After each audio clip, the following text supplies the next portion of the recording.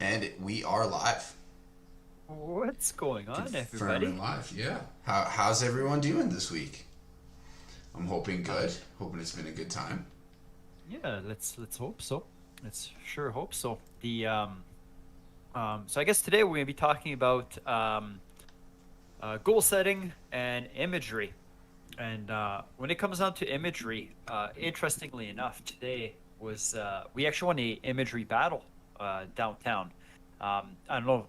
Well, I guess we could probably tell the story real quick. Ben and I were Yeah, downtown it's a good Calgary, time. having coffee at Analog. Pretty nice place actually. I like It's that a nice spot. nice Yeah. little coffee spot, and we're just sitting there having a good chat. And then I believe Justin Newell said something about we're talking about hockey, and some guy walking by heard us talking about hockey, and he stopped. He was like, "You guys are hockey players or something?" So got into a discussion, and I don't know if the man was homeless or if he was just not all there, Yeah, but could have just had a fun day. Could have just been having a really yeah, good day. yeah, and he somehow the discussion turned into a made up hockey game where his goalies were Roberto Luongo, Carey Price, And Johnny Zajac, Bauer. I think he had Johnny Johnny Bauer. Bauer. Yeah. Yeah, he did have Johnny Bauer. He had Gretzky on his team. hmm I can't remember who else, but he kind of made up his McDavid. team, His and team was we stacked. His yeah, team was his team was stacked. stacked. And we made up our team. Newsy, Justin Newell's in that for us. We didn't even want NHL goalies. We thought Justin Newell's good enough to be our goalie. And we got into an Well, at imaginary first, hockey game we battle. just thought we were playing against this guy. So we Yeah, didn't know we yeah, were going to play against McDavid. Nothing against Justin Newell. But if I knew I was going to be playing against McDavid and Gretzky on the same line, I might have made a different selection. true, But true. thinking we're playing against this guy, Newell's sick. See, it turned into an imaginary battle where he would tell us the play that was happening, and then we had to react to the play. So he'd say like, "Okay, 2-on-1, pass goes across. We take the shot," and we'd say like, "Our goalie gets across and makes a save, puck goes in the corner," and then he would just kind of follow through with the story. And that imaginary battle, we actually won. We Game won. winning play. Game winning play. Yep. Pucks in front of the I, net. Shots I scored the released. game-winning goal. Shots released. Justin Newell makes a save on, I think it might have been Ovechkin. I think Justin Newell made a save on Ovechkin. Six stop, Nice.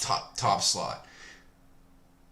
I receive the puck. I'm playing D. I'm standing net front. I pick up the puck. Nick, for some reason, is not in the defensive zone in this situation at all. Ovechkin has the puck in the slot. You'd think you'd have five guys back. Nope. Nick who's actually Pavel Bure, was at the blue line.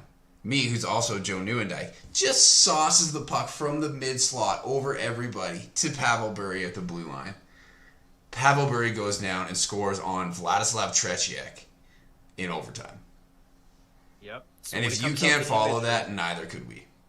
yeah, and if you guys want to know about imagery, we're pros at it. 'Cause we won the imagination war. It was great. We didn't even know we won. Actually, he just quit. At one point, he just stopped and he said, "You guys just won. You guys just won." So we won. He walked So yeah, away and then came back 15 minutes later, like walked by the same path and was like, I thought you guys would be gone. Like, just didn't want to talk to us anymore. he weirdly enough though he knew a lot about hockey. Yeah, Like yeah, he did. he was all over the place, but he actually had some. He actually knew quite a bit about hockey. He knew his players. It was super interesting. He also showed us some goalie yoga that some goalie yoga moves that he's able to do on a scorching hot pavement. Drops his That was iPhone interesting. 10. His iPhone 10 fell out of his pocket. Yeah, it was entertaining actually. It was pretty It was good a fun stuff. time. So yeah, it was real fun. So with that being said, today we're going to talk about goal setting and imagery.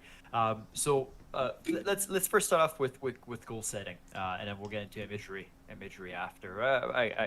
We'll see where the discussion goes Yeah, here, we'll but just kind of roll through it. yeah. Um, So Ben, like when it comes down to goal setting, we always hear about short-term goal setting versus long-term goal setting. Um, is one more important than the other? Are they both important in their own self, in their own rights? And why do you want to have them? yeah, they're different. They're both very functional, but in very different ways. Um, to go through the different types of goal setting, so we talk about long term versus short term. One thing I'd like to hit that's a little bit higher up is the difference between subjective and objective goals.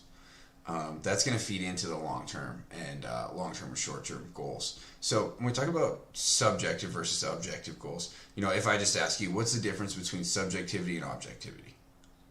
So the first one I would say is objectivity would be making a specific team, having a end goal, as in this year I want to make X team, and subjective I would say is more like I want to be a hockey player, kind of idea. Yeah, that's not necessarily. that's exactly it. Like, so our objective goals would essentially be they're measurable. They're things that we Yes. want to achieve that we basically have some type of feedback as to whether we're achieving them or not. Our subjective goals more reflect our values. So when you say our subjective goals are, I want to be a hockey player. So for me specifically, the subjective goals would be, I want to be the best coach that I can be.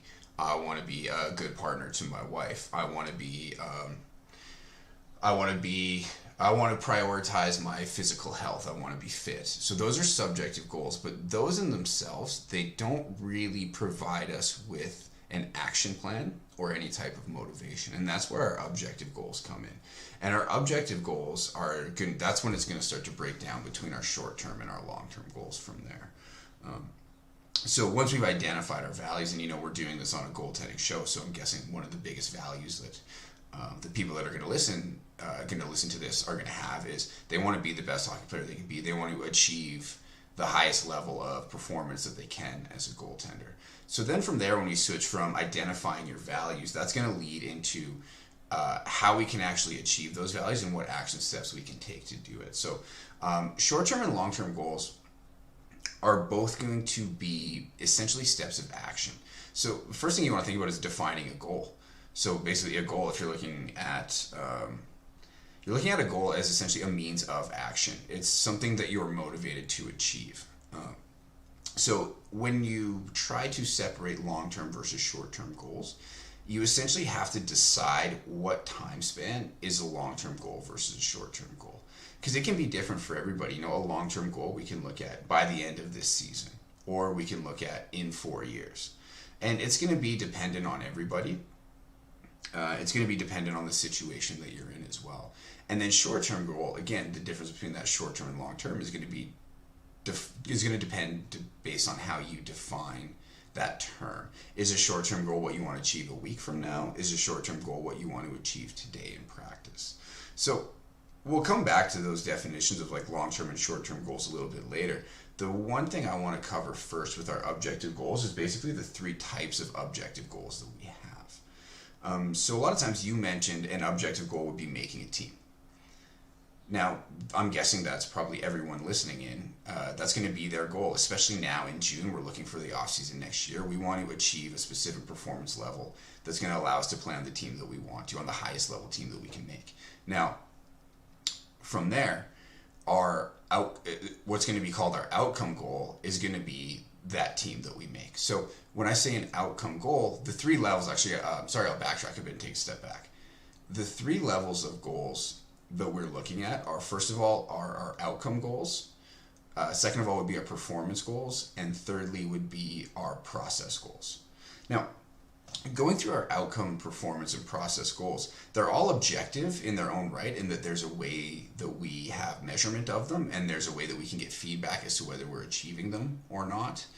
But what makes them different is essentially the type of objective measurement that you have.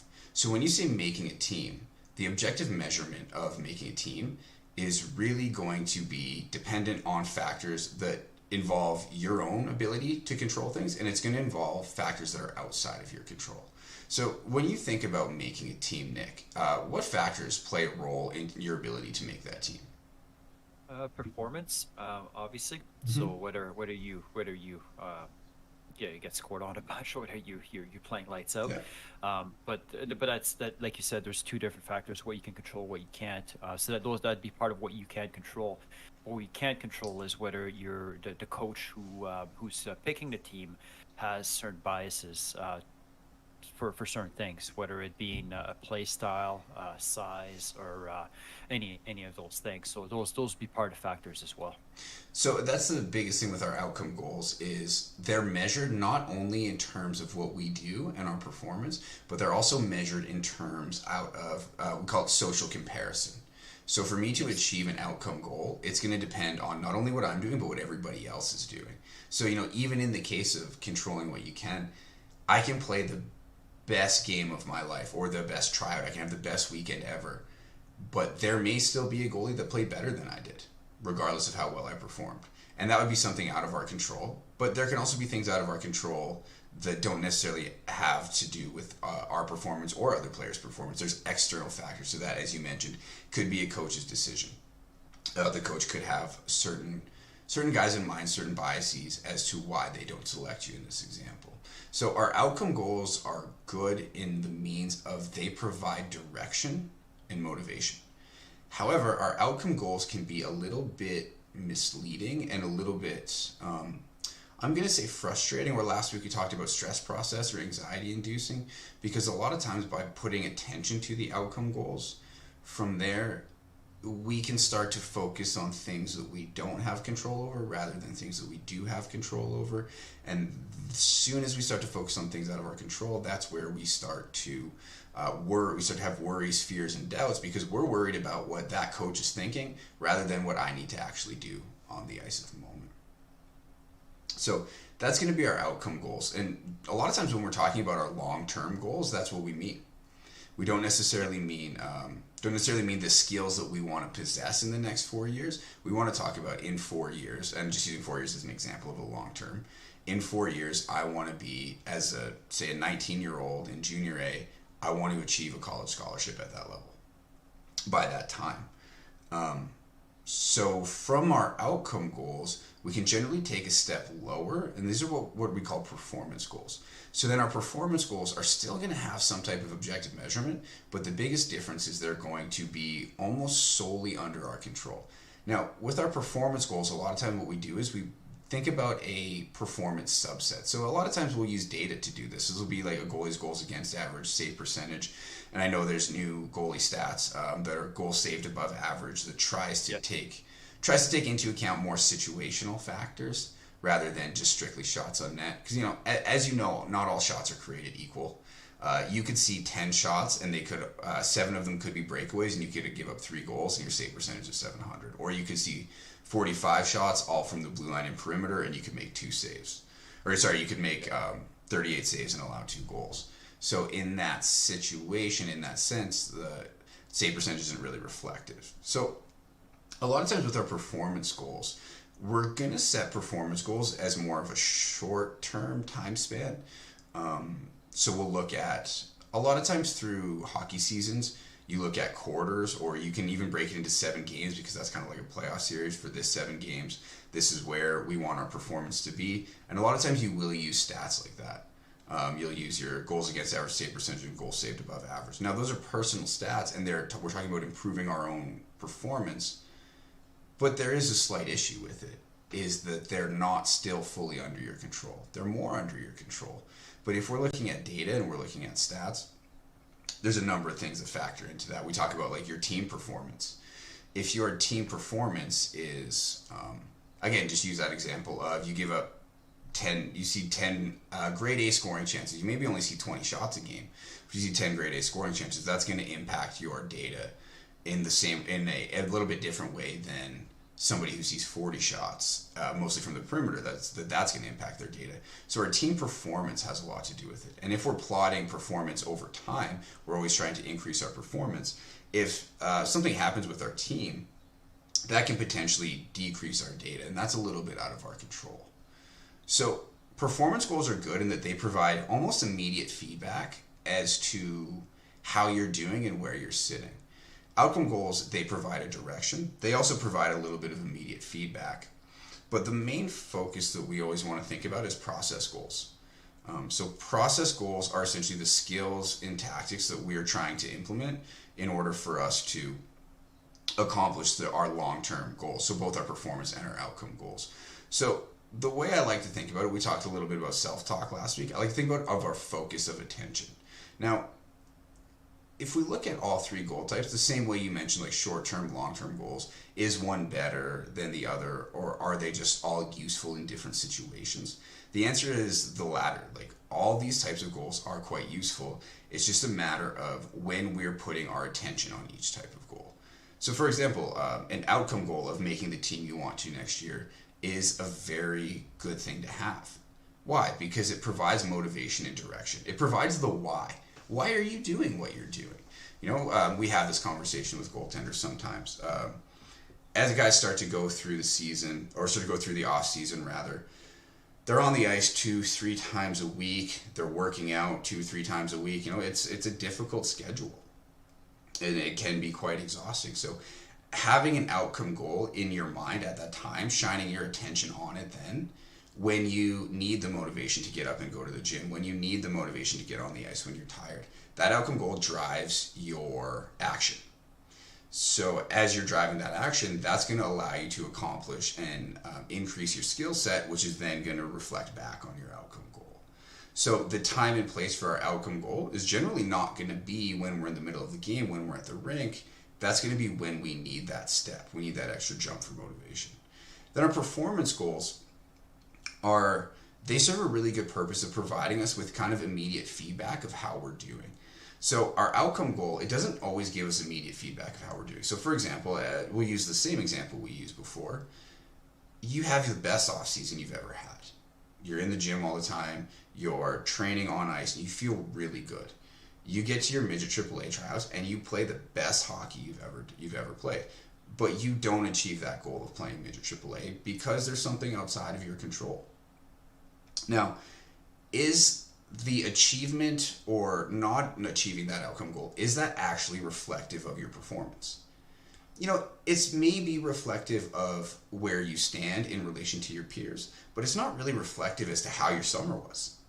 So focusing more on the performance goals, focusing more on things that are in your control and having some feedback. So when we say performance goals, I know I mentioned using like save percentage goals against average. We don't always have those data, those stats, but if we do, that's going to give you feedback, and feedback allows you to adjust your goals. So, you know, if I don't make that team, does that reflect how I did? Maybe, maybe not. But if I actually look at my performance, you know, if I saw these same scoring chances, but this year compared to last year at this new level, I'm able to make more saves. You know, say it's something like I allowed 20% less goals on rebounds, if that's a stat that your team or your parents are collecting for you. Well, from there, now we have some feedback as to if we're getting better or not. And if we're getting better, then that's something we can use as motivation to continue to work on it. But if we find that we're not based on that data, then we can adjust our goals and adjust our process goals based on what we're seeing. So performance goals really provide immediate feedback for us to move forward. And so basically, your outcome goal is why you're doing it. Your performance goal is what you need to do or need to produce in order to achieve those goals, and your process is how you're going to do it. Yeah, that's a perfect way to describe it. Yeah. So the what you need to do, again, is we talk about increasing our goals against average, decreasing our goals against average, increasing our save percentage. The best way to do that is make more saves. And then how we do that, that's going to be the process goals. So the process goals, those are things that we always work on the ice. You know, we talk about staying forward, keeping your elbows relaxed off body, being quick. We just had this discussion, being quick to position, putting yourself in a good position to make a save, being patient on your feet, having good depth awareness. These are all our process goals because these are the things that we want to get better at. And in doing those things that we are going to get better at, that we want to get better at, you know, we can have a lot more control and a lot more influence over the things that we don't have total control over, like our outcome and our performance goals. So the whole idea of why I wanted to bridge the goal setting, especially to the self-talk that we did last week, is when we're thinking of our self-talk and thinking of the things that we actually say to ourselves, pairing our self-talk to the type of goal that we want to focus on at a specific time frame is really what makes both goal setting and self-talk really work, really useful. So for example, in a game situation, if I'm focused on an outcome goal instead of focused on a process goal, what happens to performance? We talked about the stress process last week. We talked about focusing on things that you potentially can't control is going to lead you to maybe perceiving demands as threatening or fearful, and that's going to produce an anxiety response. So having your self-talk focus on an objective goal during a game or before a game in your pre-game routine, that's going to have a negative impact on your performance. But that doesn't mean always focusing on an objective goal is going to have a negative impact on your performance. So in the situations, as we're going through our situations, really understanding yourself and understanding when shining the attention on outcome goals is going to be effective, when shining the attention on performance goals is going to be effective, and when shining the attention on process goals is going to be effective. That's one of the most important skills that you can develop. And pairing your self-talk to each specific situation allows you to keep your focus on what you need to. So if you had to put a hierarchy to it, you would start off with your objective goal first, and then go after that to your performance goal second, and then your process goal third. Is that how you would kind of prioritize them? Doing a goal setting routine or goal setting program, yes. I wouldn't set them in that frame and hierarchy of importance, because again, they're all important. But if I were designing a goal setting hierarchy of process, I guess you could say, maybe. Yeah, it'd be I'd just say an order of operations. Mm-hmm. Yeah, so for your order of operations, because your outcome goals guide your performance goals, which then guide your process goals. So let's take, for example, and we might be in imagination land here, but let's assume your team keeps really, really good data of goal scores. Like, I think, was it from the Crease magazine where Ian Clark developed the goalie power ranking? Yes. Where basically like a QB power ranking. It was it was an FTC. It was a Goalie News. Goalie News. Yeah. So there used to be I don't know if they still do it. I'm not sure, but there used to be a goalie power ranking where, rather than just using save percentage and goals against average, they would take almost, I think, every shot that a goalie would see, but not just the shot location. They would factor in the situation and give those situations basically weighting. They'd give those situations weighting based on how high quality of a scoring chance it was. And then at the end, you'd have this goalie power ranking, which would basically tell you who the best goalie was. And I think year after year, it was Roberto Luongo when he played for Florida. Yeah, Luongo was when he played for Florida. Never made the playoffs. Had a goals against average of like around 3 in the NHL, which is quite high. But was always at the top. Percentage. Yeah, he was at a decent save percentage too for a bad team at that point. So. And he was always at the top of the power ranking. So again, just to backtrack, let's use that assumption that your team keeps really good data. So your outcome goal is going to be to make a certain team, or at the end, if it's within the season, we could say our outcome goal as a team is to make playoffs, and you as a goaltender play a really big role in that. So our goal is to make playoffs. So now, from that outcome goal, we have to look at what can we do to achieve that outcome goal. And for you as a goaltender, again, it sounds easy. It's not as easy as it sounds. But if you make more saves, you're increasing your own performance from your performance goals. If you can make more saves, that's going to give your team a better chance, and you as well, of achieving your next outcome goal. So if your team keeps really good data with your performance goals, you can actually set very specific performance goals. Let's say, for example, in a 7-game segment, if there's a 7-game segment, you have 20% of your goals, so 1 in 5, are on rebounds. 20% of your goals are on rebounds. So what's something we can do? We can try to get that down to 15%. If we get our goal scored down from 20% to 15% on rebounds, that's going to translate into less goals scored. That's going to translate into a higher goals against average, higher save percentage, and into a better opportunity for your team to achieve your outcome goal. Now, that's what you need to do. If I can control more first saves or get to my rebounds faster, I'm going to achieve my performance goal, then I'm going to achieve my outcome goal. Now, how, as you mentioned, how I achieve that performance goal. That's the work that you do on the ice. First you can identify, why am I giving up more rebounds, and why am I not able to get into position on those secondary plays? Is it because my elbows are tight to my body? Is it because I'm going down early on shot release? Is it because my head's popping back and I'm not maintaining vision or not staying forward over top of pucks? From there, now we can start to assess the process goals. So the process goals that we need to work on are continual development of our save process in that sense. So yeah, in the order of operations, our outcome goals will guide our performance goals. Our performance goals will guide our process goals. And I was going to ask you, which you already kind of answered yours.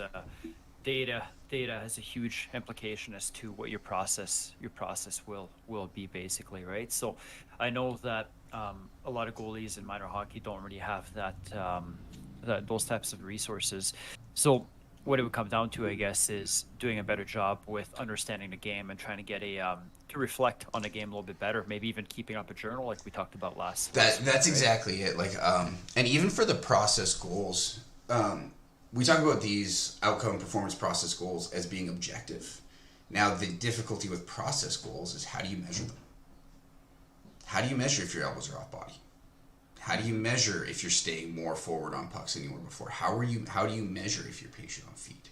So this is the biggest key where reflection comes in. And we talked last week about giving yourself a performance rating on a score out of 5 every each game. Yep. We talked about the journal process, doing a pre-ice time journal, pre-game, pre-practice, a quick assessment of how you're feeling, and then doing an immediate post-journal, and then a post-journal maybe the next day when you can reflect back on it.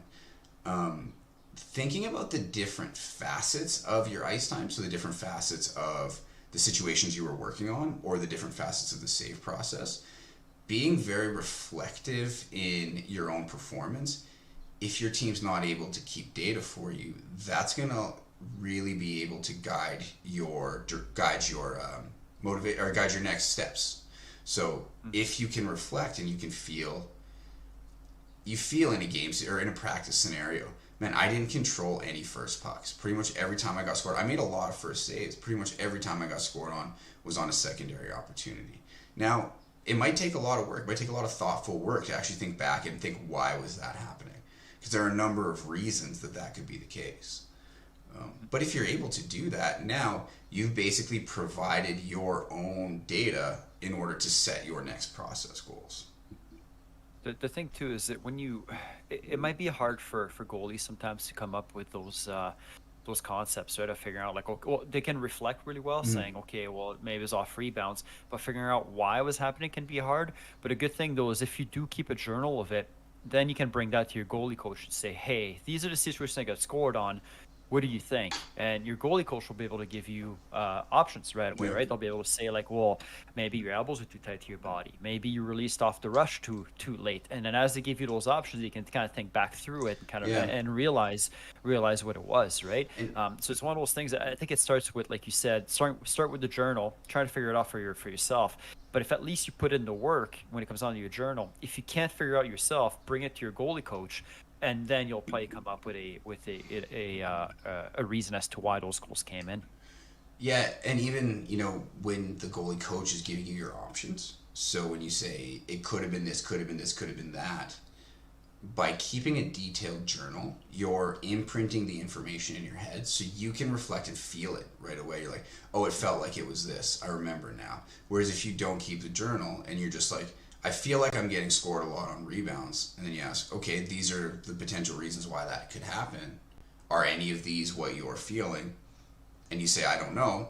There's really nowhere to go from there. So, yeah, again, a lot of it really comes back to being self-reflective and having really good knowledge of yourself as a goaltender and having good knowledge of yourself as a mental performer. If you have that understanding of what you're doing on ice, how you're feeling, and what you're thinking, and how that's relating to your performance, from there, it's really, really easy for professional goalie coaches and mental performance consultants to piece back together and give you ways forward.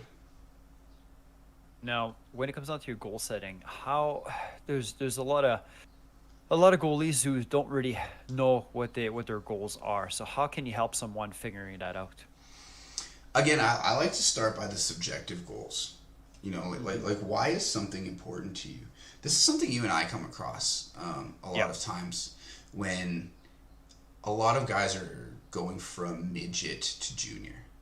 There's always that big step of like, I want to play junior A, and if I end up playing junior B, it's a fail. Like I don't want to play junior B. It's like it's junior A or bust. So when it comes to goal setting, like the conversation that we always have is what is important to you and why is it important? So basically with going forward with goal setting, understanding why something is important to you and why you want to achieve it is the first step. That's what's really going to guide motivation. I know, like, I think there's the famous quote is like, don't count the days, make the days count. So it's not the amount of ice times that you do, it's not the amount of workouts that you do, it's how engaged you are in those ice times, how engaged you are in those workouts in order to develop your skills and to develop your fitness level to achieve what you think is your goal. So going forward, goal setting, the biggest piece is what's important to you and why is it important. And I think we've talked about this before, maybe on a stream, but it really starts to frame your identity. It's not always just what you want to achieve and why you want to achieve it, it's who you want to be.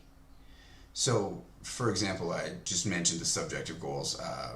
Use some brief examples. You know, like I want to be the best goalie coach I can be. I want to be the best partner I can be. I want to be fit. I want to be physically fit. Now, from those, why are those important to me? Because those really go into my definition. You know, I'm Ben. I'm Emily's husband. I'm Ben Vandervees. I'm a goalie coach, or I'm Ben Vandervees and I'm in shape. Whatever those things are, whatever those things that I want to define myself as, those are the reasons why I'm doing things. So understanding that what you do and how you do and why you want to do it forms who you are. Now, from that identity, we start to backtrack through our objective, our performance, and our process goals. So, for example, if you want to be a hockey player, we're talking to goalies, you want to be a hockey player.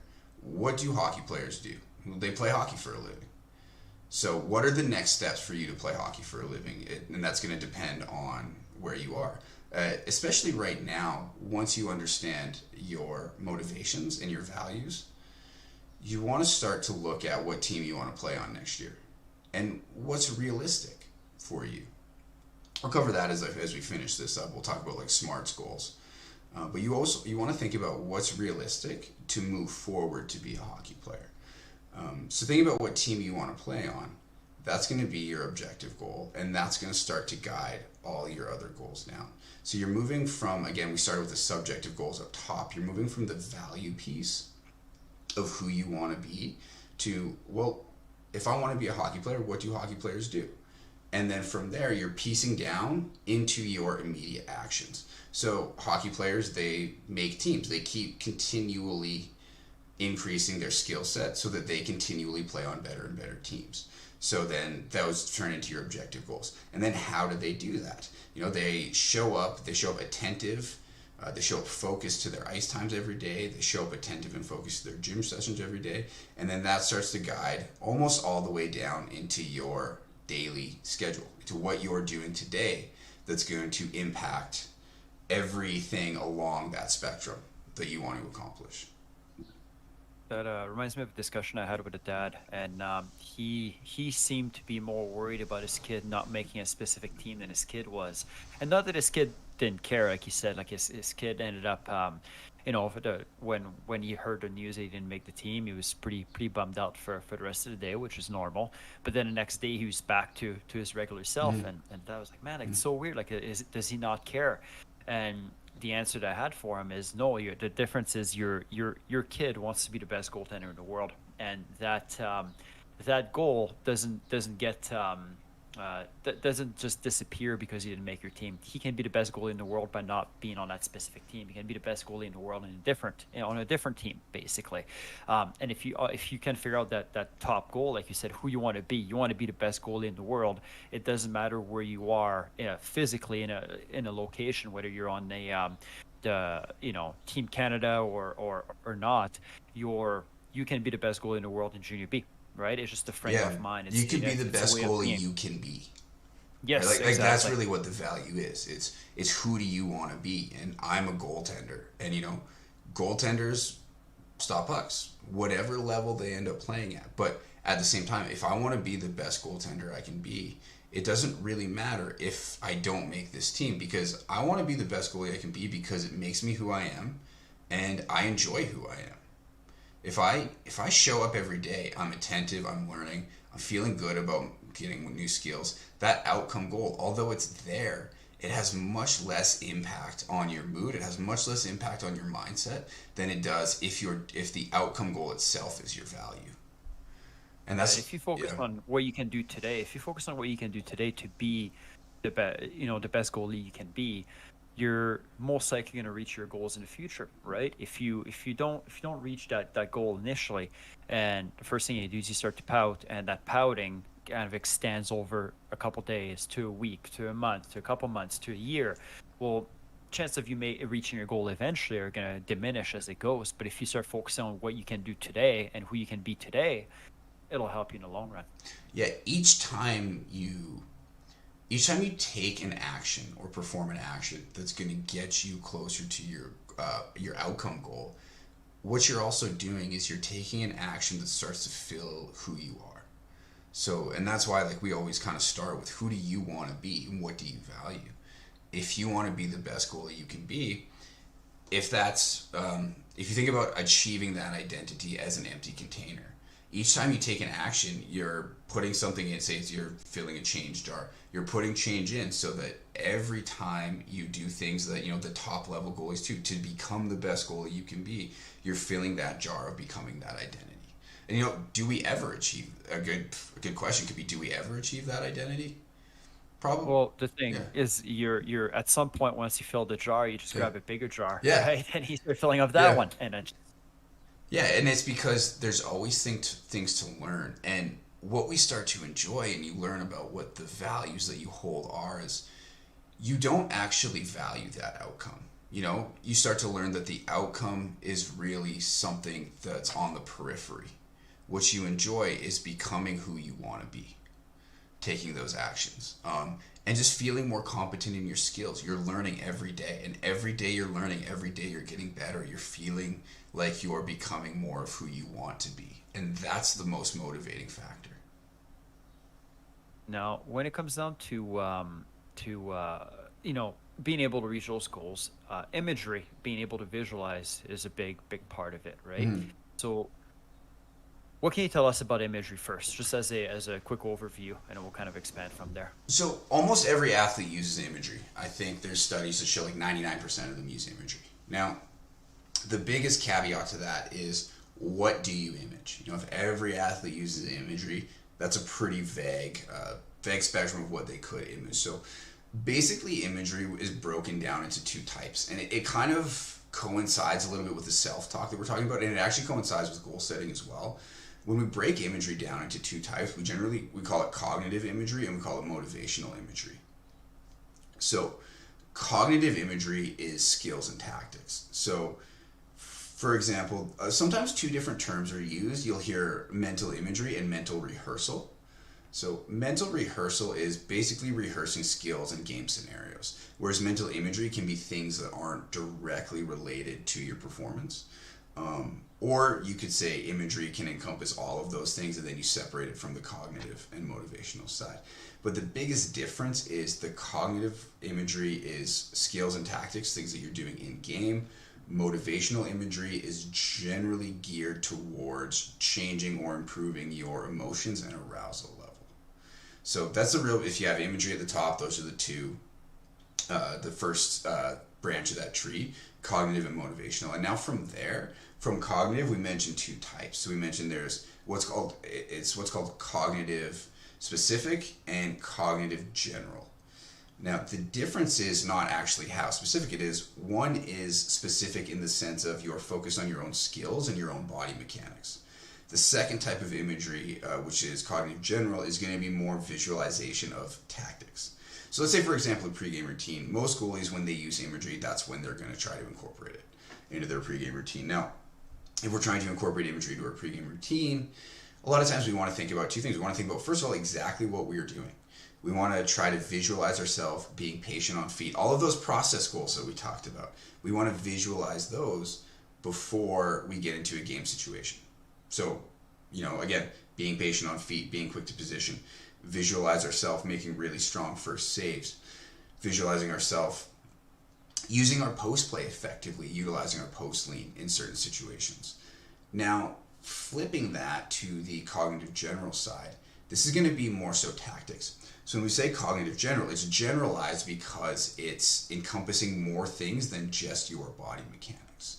Now, when we're encompassing things that are outside of us, this time, this is going to be the situation where we visualize ourselves handling 2-on-1s. We visualize ourselves handling traffic, using our traffic management. We visualize ourselves handling different rush situations. An example could be a situation of pass goes low to high, that guy comes back door. So we can visualize ourselves handling that situation because there's a number of different options. We'll visualize ourselves T pushing through, shoulder checking, managing our depth, guy shoots, we make save. We T push through, that guy comes back door, we adjust our depth, he passes, and we visualize ourselves handling those plays. So that's going to be our cognitive general type of imagery. Now, flipping that from the cognitive side to the motivation side, we again have these two different separations. We have motivation general, we have motivation specific.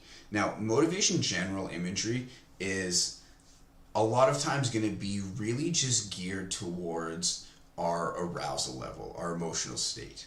So, for example, motivation general imagery will essentially be calming imagery or imagery that we use to energize ourselves. Like, I know I've worked with some sports psychologists who, when they're thinking about how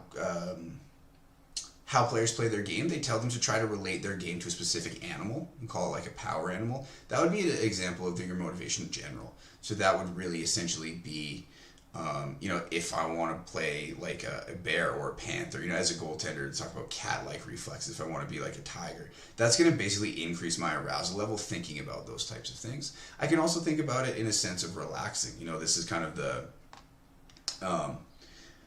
I guess it'd be calming, take a deep breath, hear the waves on the ocean, visualize yourself on a beach, trying to really calm ourselves down. So this again would be the separation between mental rehearsal and mental imagery. Now we're using our visualization skills to look at things that are not directly related to our on-ice skills and tactics. We're thinking about things that will impact our performance, but in a more indirect way. And the last piece to that would be motivation specific. So our motivation specific type of imagery is similar in that it's going to impact our mood, our motivation levels. Most of the time when we talk about motivation specific, we're visualizing ourselves achieving our goals.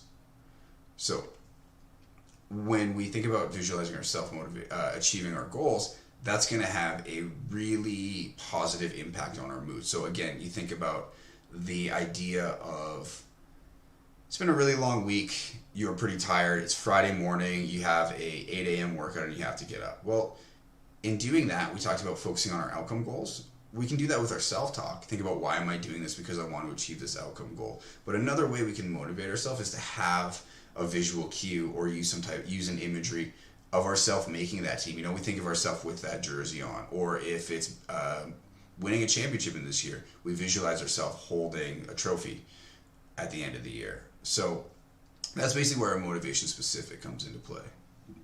With the motivation specific, is there any benefits to doing it after, let's say you're working out, is there a benefit to doing it after your workout, or is it always better to do it prior as a motivation? And the reason why I'm asking is, I know in the mixed martial arts circle, one thing that they often make you do after you're done your training session, if you have a fight coming up, is put your hands up as if you just won. Personally, I always thought that was kind of stupid. I was like, I just didn't get it. But is there a benefit to it? Because I mean, my personal experience might not be the reality, right? So this is where the research gets really cool and really interesting. Is we can look at the different, I just call it the quadrants, the different types of imagery in the sense of content. So, I can specifically say that if you're visualizing yourself raising your hands as if you won fight, the content of that imagery is in the MGS side. But I can also say that how one perceives or uses that imagery is going to be personally, it's going to be really idiosyncratic. It's going to be individual dependent. So, for example, the idea of, I'll use cognitive because it's easier to make the connection. If I visualize myself handling 2-on-1s, I could be doing two things at once. Now, the content of that is strictly cognitive general. But what I can be doing is I can visualize, first of all, how I want to handle that play. But if I'm feeling good about how I'm handling that play and how I'm making that save, that cognitive image is also serving a motivational function. So how the actual content of the images impact the function of how the people use them is going to be dependent on how that person uses them, basically, how they feel when they use that type of imagery.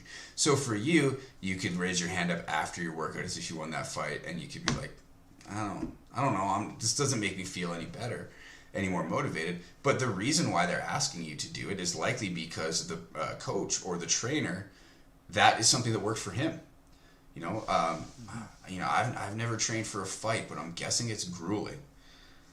So yeah, after you do, what do you do? Shark Tank? After you do Shark Tank for 10 minutes, you just get pinned down with guy after guy after guy. It might be really motivating if you get up after and you're like, man, why the F am I doing this? This is effing miserable. But that guy raised his hand. He's like, no, that's why I'm doing it, because winning this fight is extremely important to me. That's a function that works for him. But it might not work for you. Yeah. Fair enough. Now, when it comes down to visualization, two questions. Number one, does it matter how you picture it? Do you need to be first person, third person? Does the angle of it matter? And then secondly, is there a certain amount of repetitions that we need to visualize through? So if, let's say we're imagining a 2-on-1, what angle would you look at it? And does it matter how often you kind of visualize that play? I'm going to answer the second question first. Yep. So, the repetition, imagery is a skill. Sometimes imagery can be really difficult. So, there's really two functions of imagery as a skill. I guess two dimensions would be a better word than functions.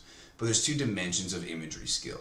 You can look at imagery vividness, so how clear the pictures are in your mind, and you can work on imagery control, so how well you can actually control the images in your mind. We talked about this last week a little bit with self-talk, is what percentage of your thoughts are automatic that you didn't author, that just appear in your head, and what percentage of them are negative.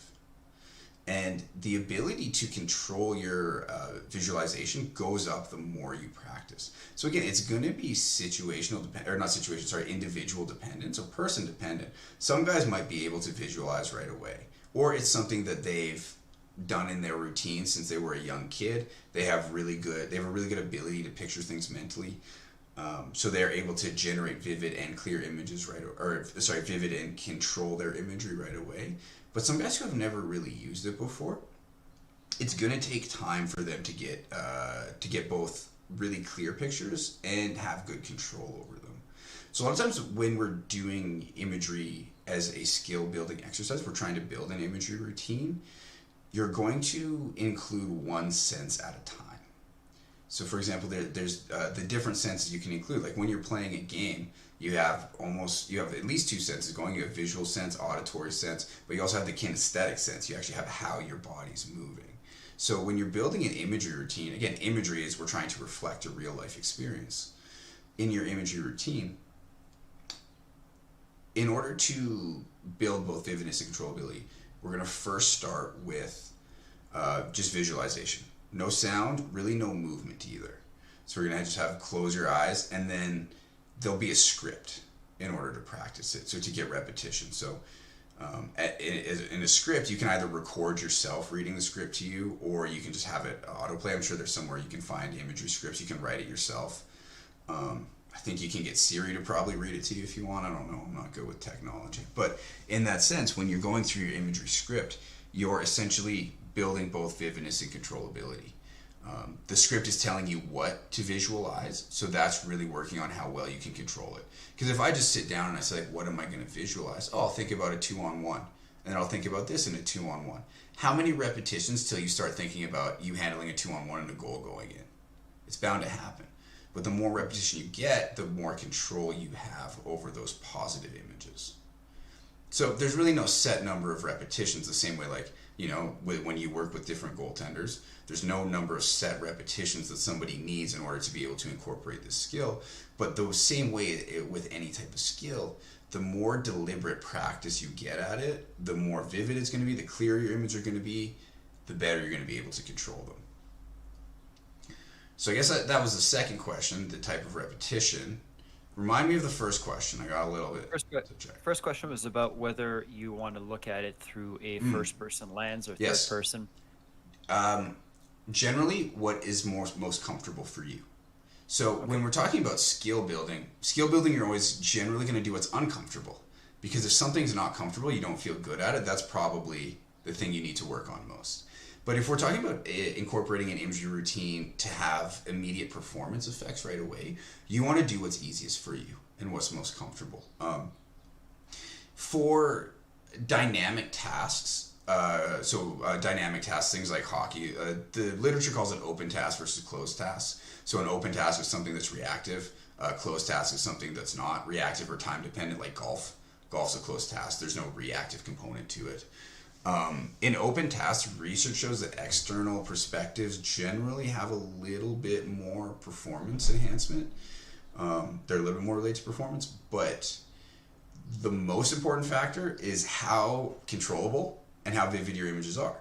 So if you're very good or you really prefer to visualize from first person, putting yourself in an external perspective right before a game is going to have negative effects because you're not as good at it.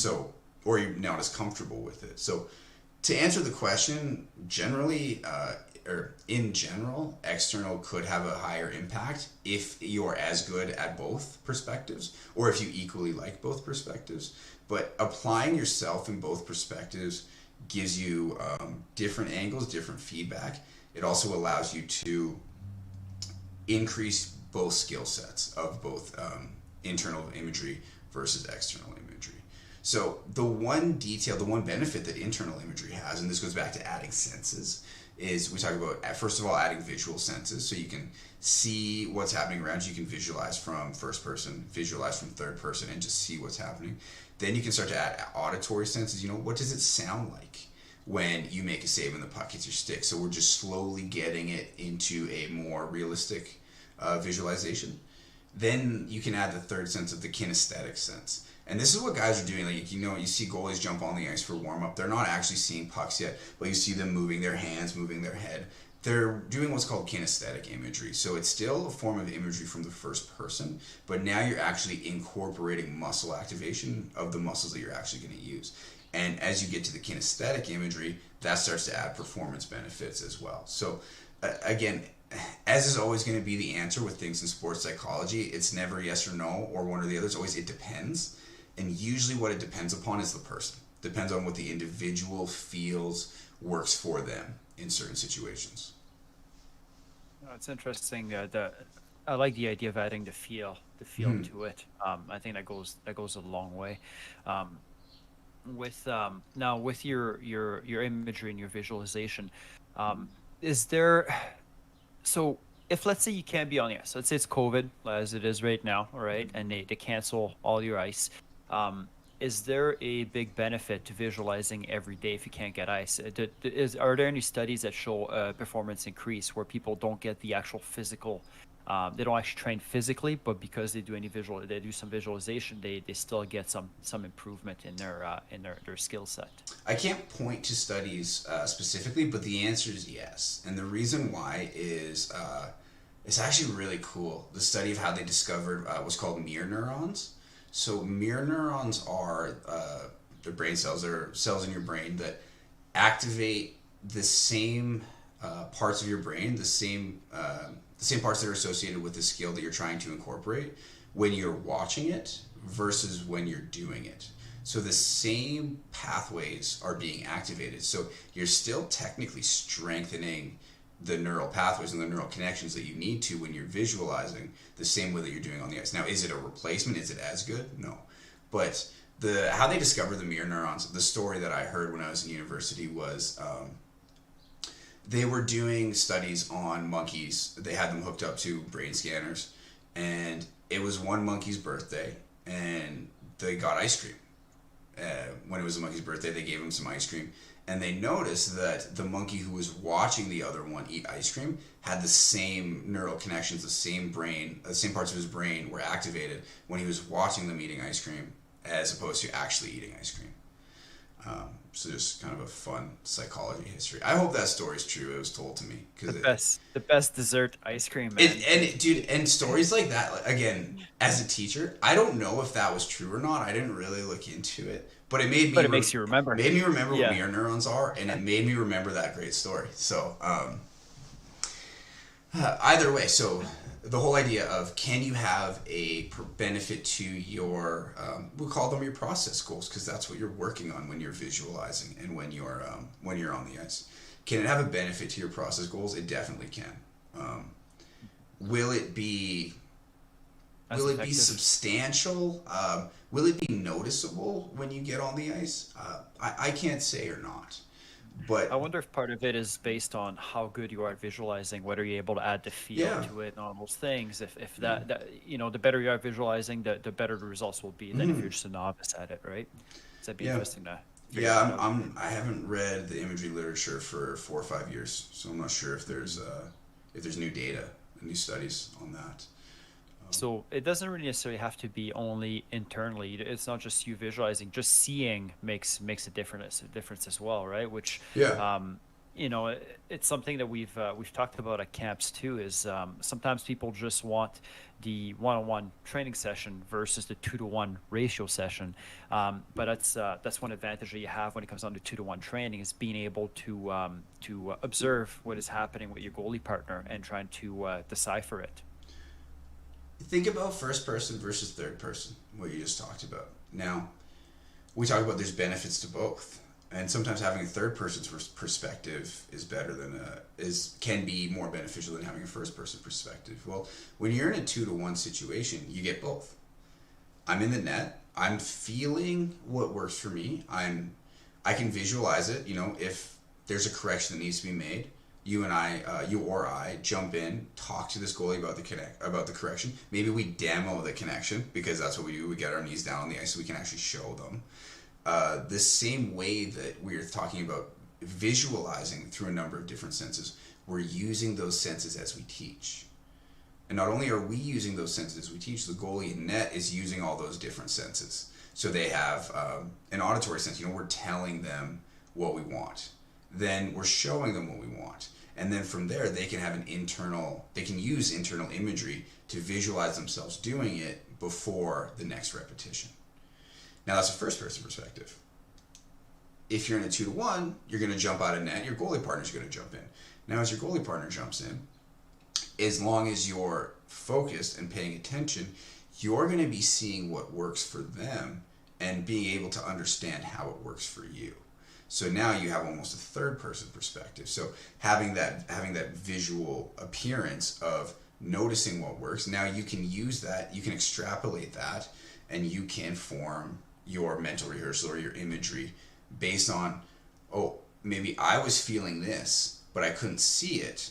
Now I'm seeing this. This is what it looks like. It's the same reason why we use our iPads. This is what you're doing. This is what you might feel, and this is what it looks like. So you get both first person perspective, how it feels. I guess you get a bit of second person perspective too, because you get us telling you, hey, this is what we're seeing, and then you get the third person perspective of this is what it looks like on your own. What would be the advantage of having a goalie partner who is younger than you, who's not as skilled as you are, versus having somebody who's more experienced than you? Because obviously they're two different things, right? But what would be the advantage of having a younger goalie in net before you, if you're partner with them? I don't know if younger is the correct term or what we're looking for. I think we're looking for a difference in skill set. Yes, yeah. Yeah, when you're saying younger, I guess you're assuming that a younger guy is less capable than an older guy, which usually is the case if you have a 12-year-old versus a 17-year-old. There's obviously exceptions, right? Yeah, totally. Yeah. So the benefit would be, first of all, I think being able to coach. Now, not that you actually have to step in and try to help out that player if you're in a 2-to-1 session, but being able to look at something, see what's happening, and then be able to explain the fundamentals. This goes back to the first session that we do with even really experienced and really skilled guys. A lot of times, what do we have to do again? We have to explain definitions. Like, what does it mean to be on angle? What do these words that by the time you were in August and you left for the season, what these things are. You've drilled them and you're great at them. And then when you come back in June to start in the off season, we're basically going back to starting from scratch again. So I think there's a number of benefits to having someone in net that might be a bit lower skilled than you. Is you actually get to see and understand the language from the perspective of a coach. This is what that guy was saying to me. Like, so the coach came in, we talked about this, and say a 17-year-old and a 12-year-old are doing the same drill in net. Now that 17-year-old comes out, and instead of stick handling pucks, which is not a bad thing, you're still building skills, but instead sits and intently watches it. Now all that information that you just took in is in your working memory. As that's in your working memory, you're going to be able to apply that information to watching somebody else from a third person perspective. So now you're learning the information that you heard, the information that you felt, looking at it from a third person perspective. That gives you a much deeper understanding of it. And you can potentially see why what you're learning works, rather than just feeling why it works. Again, there's the difference between seeing and feeling. You might have this sense of feeling like that works, and then when you take a third person perspective, it's almost like zooming out. And then when you zoom out, you can see, rather than being from a very specific standpoint, why this works. If we're doing situational reads in these specific situations, understanding why that info is relative or relatable in that sense.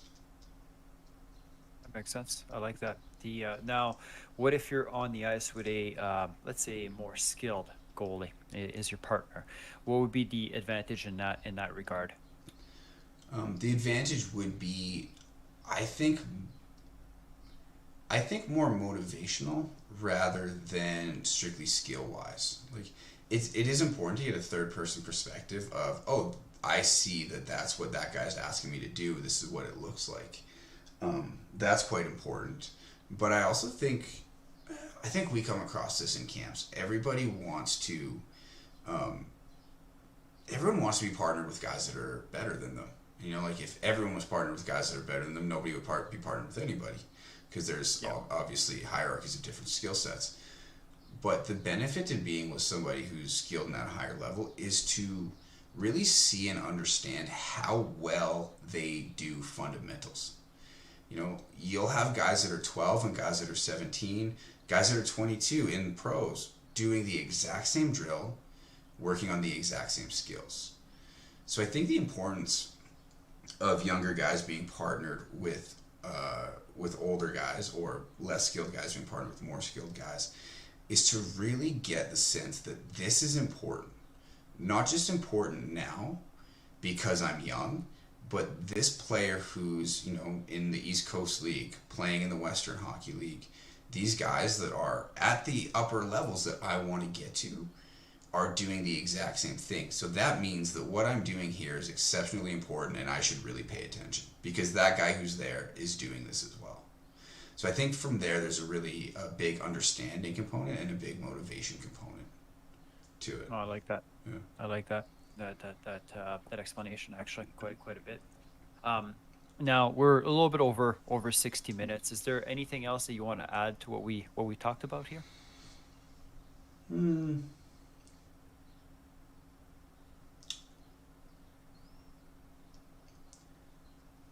Not specifically. Again, it'll finish off the same way, as understanding yourself is the most important piece of sports psychology.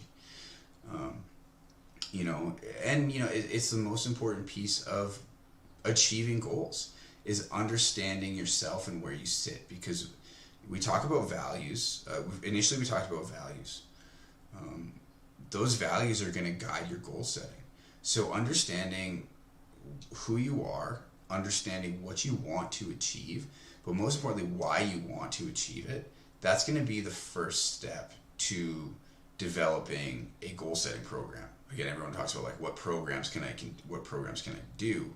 The goal setting program itself only works if you value the goals that you're trying to achieve. So actually, now that I'm talking, I do want to finish off with something quite specific. I want to finish off. I mentioned I'd come back to it, and you know how it is when we talk. I want to come back to SMARTS goal setting. So we talk about objective goals. Now, the SMARTS goal setting is a strategy of, it's really the characteristics that we want our goals to have. So SMARTS is an acronym. It stands for specific, measurable, action-oriented, realistic, timely, and the last S is self-determined. So really, we actually spend a lot of time on the last S. We spend a lot of time on self-determined. Because self-determined goals mean this is important to you. You know, it's not important to somebody else. If your parents set a goal for you, or if your coach says, hey, this is what your goal should be, that doesn't really guide action. It doesn't really tell you what you want to do. So self-determined, we spend a lot of time focusing on with values. But we'll start going like SMART, the specific side of our goals. This comes back to the idea of being able to point to what we want to achieve. So with a specific goal rather than a vague goal. So subjective goals are actually quite vague. So our subjective goal wouldn't be specific. It would be, I want to be the best goalie I can be. And then you could ask the question, what's that? Because it's not very specific. So that's where like that's where our objective goals start to come in. We can actually point to something that we want to achieve. Measurable means there's a way we can tell whether we achieve it or not. So that's where, you know, I want to make this team. So our objective goals come in. I want to make this team, or I want to increase my stats. I want to increase my save percentage by this amount. Or, you know, we could do it with process goals as well. We can talk about, you know, rate yourself out of 5 on how patient you are on feet. And if you're a 3, well, let's get you feeling like you're a 4. So in that sense, they're specific, they're measurable. The second one is we want them to be action oriented. So what that means is we can actually take steps to achieve our goals. So when we say, I'm going to make the AAA team next year, what are the actions that we can take in order to move up the staircase to achieve that goal? Realistic. Again, this comes back to making sure that our goals are achievable. If we set goals that aren't achievable, that's going to be extremely frustrating. You know, an example would be if you're going from, maybe you played Bantam 4 last year, and then the next year you want to be like, I'm going to make the jump to AAA. Now, that's an excellent goal to have. It's something that might guide your action, but it's a big jump that might not be realistic and might set you up for a lot of frustration. So making sure that our goals are realistic is really going to determine the effectiveness of those goals. If we set goals that aren't realistic, there's one of two things that happen. First is we really, really push ourselves. Then we don't achieve that goal. Then our motivation probably drops because we pushed ourselves as hard as we could and we didn't make it. Then we're like, why am I pushing myself if I can't achieve it? The second thing that happens is even before that, our motivation slips because we see that goal as unrealistic and then we don't really take action from there. So it'd be SMART, timely. We want to make sure that our goals have a time frame. So we're talking about short versus long-term goals. If we just set a goal of, I'm going to play in the NHL. Well, if you're 30 and you're not close to playing in the NHL, we didn't really take any action. Having something that has a very specific time frame guides your action. You know, it's like you're making a video and you told everyone that you're going to make a video on this, and you said, I'm going to make a video in this next month. So you set a time frame. So now you're basically going to take your schedule and be like, I'm going to work on this for 3 hours a week for the next month. And the last one, self-determined, which we already covered. So that's the last thing going over a goal setting program is looking through your values, basing your objective goal on your values, basing your performance goals on how well they're going to achieve your objective goals, and trying to really journal and really understand your performance goals so that you can set your process goals. And that could be not just you, it could be you and your goalie coach, you and your mental performance consultant. It could be you and your head coach as well, looking through so that you can guide your performance goals. And then in setting those goals, making sure that we're looking at, are our goals specific? Are they measurable? Are they action oriented? Can we take steps to achieve them? Are they realistic? Are they timely? And do these goals mean something to us? That's kind of what I want to finish on. Oh, that's pretty good. I like the two parters actually. I'm gonna send it to a few of our goalies because I think you dropped some good knowledge nuggets in there. Yeah, So appreciate it was that. super interesting. With things coming up, next week we have Whitney Dakumi. I mean I have to ask Whitney how to say her I last name because have I no want to make sure. idea. Yeah. I gotta make sure I get it right. But she'll be our guest next week, so super excited to have her on. And yeah, I told all of our kids in classroom today that I've got a video coming up at the end of the month on size. Does size matter when it comes down to goaltending? The time frame is it should be done by the end of the month, which means that the 3 days before the end of the month is when I'm going to be putting 90% Yeah. of the work Totally. in it. But yeah, I'm working on that, trying to make it as entertaining as I can. Yeah, should be interesting. And then I believe we'll be back on the ice on the 14th, I believe, is what the time frame is. That's The what's government supposed to says, be. Yeah. yeah, the government is right now saying the 10th is when arenas will be able to reopen, but it seems like most arenas want to reopen on the 14th, just the beginning of the week, which makes sense. Yeah, the 10th So is hopefully Thursday, right? Yeah. yeah, exactly. So hopefully we're back on sooner than later. At the moment for Ice Times, what we have planned on doing is our off-season development program that was supposed to start in May, but this time around we'll start it in June instead. So instead of a 12-week program, it'll be a 6 weeks program, which will include 12 ice times and 6 classrooms. First classroom is starting next week on Thursday. So yeah, those are kind of like the plans that we have moving forward short term. And then we'll kind of go from there. We're still debating whether we want to do a summer camp, just because it's it's a little bit late as it stands at the moment to start filling up a summer camp and doing all those things. So we might focus more on different skills development program over the off season. Is something that we're still talking about internally. So we'll see what happens there. Is there anything that I forgot there, Ben? No, I think you covered it. No, Yeah. sounds good. So Yeah. yeah, thanks a lot for